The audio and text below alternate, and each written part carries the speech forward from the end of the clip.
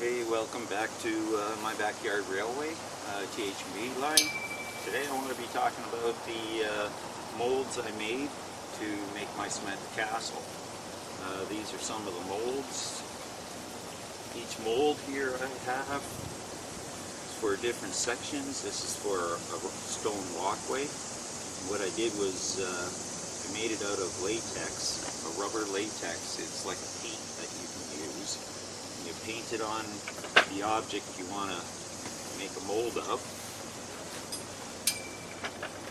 and then you set it in a plaster base so that it's got something to form it, keep its form, and then you put in the cement. When you put in the cement, you have to shake it, vibrate it, get all the bubbles out as much as you can, and when you extract it, like this is from this mold here, and when you take it out, this is the mold I have. And what I was doing was gluing the two together to make up a nice double-sided wall. And you can see that in my train set. I'll show you some of the work I've done there. Okay, so here's my stone castle I made. If you can see the double walls. There's actual seam right here and along here, and what I did was I glued it together, and the way I glued it was all I did was I wet both sides of the wall on the inside, and then I put a really water-based down layer of concrete in between and sandwiched it together to let it dry. And what I found was that when you let it dry,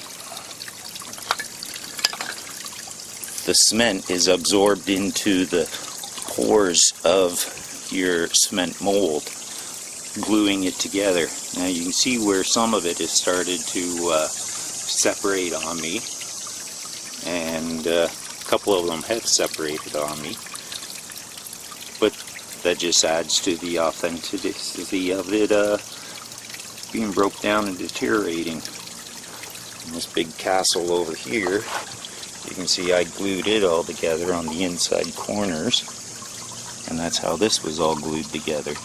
I cast a big mold, 4 sides, and then I glued it together with concrete, making sure that everything was wet with water when I did it.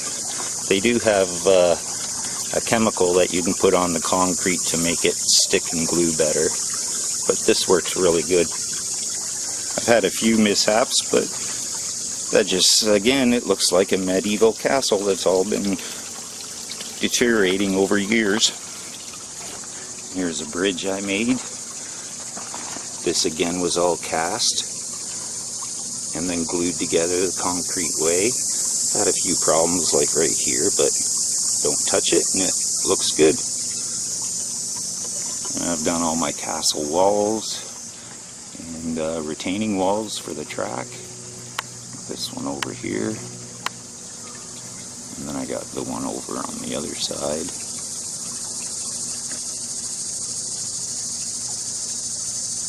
And those are those castle walls. Here you can see I've also cast some gargoyles. The gargoyles I bought, but the one on the tunnel entrance, that one I actually made. I cast a mold of another gargoyle statue I had. Same with this, the portal for the tunnel.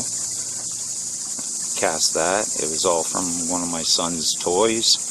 My son had a castle toy when he was a little kid, and what I did was I made a mold of everything, and then I did all this, lined the river with it, and all this stuff here has been like this for about 4 or 5 years, standing up pretty good. So like I said, these rubber molds, I was able to cast everything, and they all come out so that when you take out the concrete piece, you just peel it back and take it out.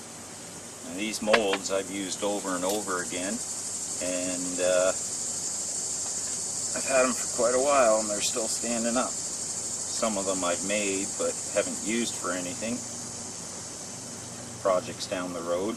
All the little pieces that end up breaking on me or over time or doing stuff, I save them, and that way, you know, if another project comes up, I can put it all together and use them as accents or something like that. You can see I have other molds that I've put together.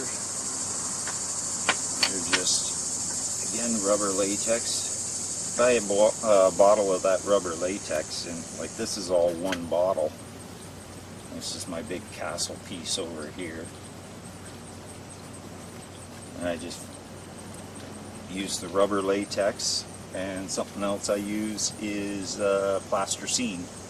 Plasticine to make divider walls or make it this piece smaller if I didn't want all the sides. And then over here, this is one in the making. Bought this at the hobby store, and I just coated it with the latex to make a mold out of it. And I put the jigsaw edge on both sides of the mold, and that way I can make interlocking walls. And this was from an N-scale train set. I made a mold of it and ended up casting this piece here out of it, which I use for culverts and drainage ditches. And like I said, all I do is I'd wet the back end of this here, and then I put a really soupy mix of cement down on top of it. Then I would wet the back side of this, and I just stick it right together. And then on the inside corner where you don't see anything, I would add some more cement, soupy cement right there, and make a seam and let it dry, and it seems to hold really good. I used to have 2 towers, but my dog knocked over the one tower and broke it.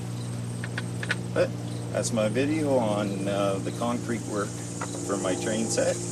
Real easy, a little bit time consuming, but I had a lot of fun doing it.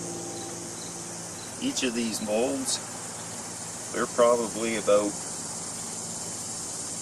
15 to 20 coats.